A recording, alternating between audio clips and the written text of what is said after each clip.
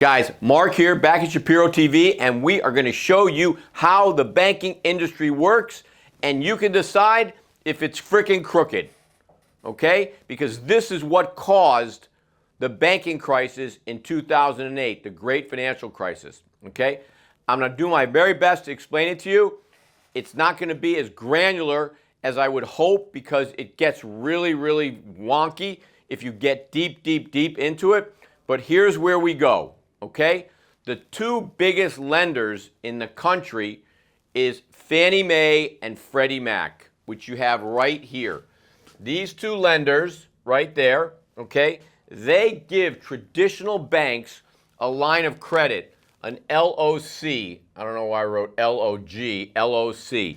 So I use Bank of America as an example because B of A was a very, very big lender in the home 1 to 4 market. And that 1 to 4 is called RMBS, Residential Mortgage-Backed Securities, okay? And they're a residential mortgage-backed security because what happens is Fannie gives a large line of credit to B of A. B of A then goes out and makes a loan. B of A, Bank of America, then goes and packages that loan, and Goldman Sachs, or one of the other big investment houses, investment banker, securitizes it right here. Those loans are then sold into the marketplace, and back during 2008, or prior to 2008, they were giving 100% leverage. They were giving leverage where you could buy a property, get a piggyback loan, get a ninja, no income verification, no asset, no nothing, just had to have a pulse, and sometimes you could finance 100, 110% of these deals. They then take these and they sell them into a pool, and Goldman Sachs then goes out and creates a security, which is a saleable product. It's an asset. It's a security. They get it induced, they get it rated. I'm not going to go into that side, but they get it induced, they get it rated, and they sell it. Guess where they sell it to? Other banks. These are all other banks. I use B of A as an example. They sell this product as a cash equivalent. And because it's a cash equivalent, the bank can still put it on their books and borrow against it because it's cash or cash equivalent.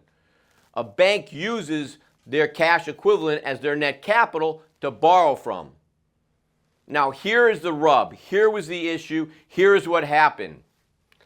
They started to do this in a massive way to a lot of people who were not qualified, who did not underwrite, who did not have the income to actually pay the property. And some people got 2 and 3 and 4 loans.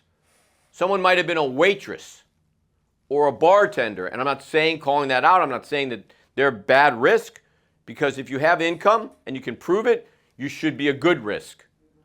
And they bought these as investments, these different properties, condos, single-family homes, all right? But what happened was when the loans reset, those loans went into default, and that caused there to be a strain on the different banks, caused there to be a strain on Freddie and Fannie, because it all ends up going back to them. That paper then was repackaged in what's called hypothecated product. That hypothecated product was VDOs, CDOs, VOs, okay? Collateralized debt obligations, variable debt obligations, credit default swaps. So if you've ever watched any movies about Wall Street, they're going to tell you credit default swaps are actually bad, and that caused the market to crater because people were betting that they were going to fail. They were betting that they were going to collapse. So what they kept on doing was they kept on repackaging this stuff and reselling it as cash and cash equivalents. Eventually, they all failed, which eventually came down to destroying the banking industry. They all needed capital, and if President Obama wasn't there to rescue them, which is probably the greatest thing that President Obama did in his term as a president, two-term president.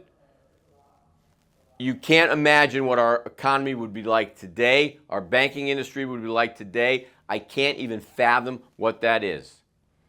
Now, on the same side, on the commercial side, CMBS is commercial mortgage-backed securities, and those are multifamily, office buildings,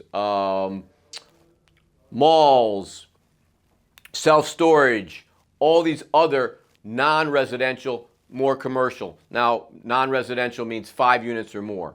So all these deals started to come unglued, and they became a problem. And thank God for President Obama, and thank God for the Dodd-Frank Act, because this will never happen again. But guess what, guys? History is repeating itself, and it is happening as we speak.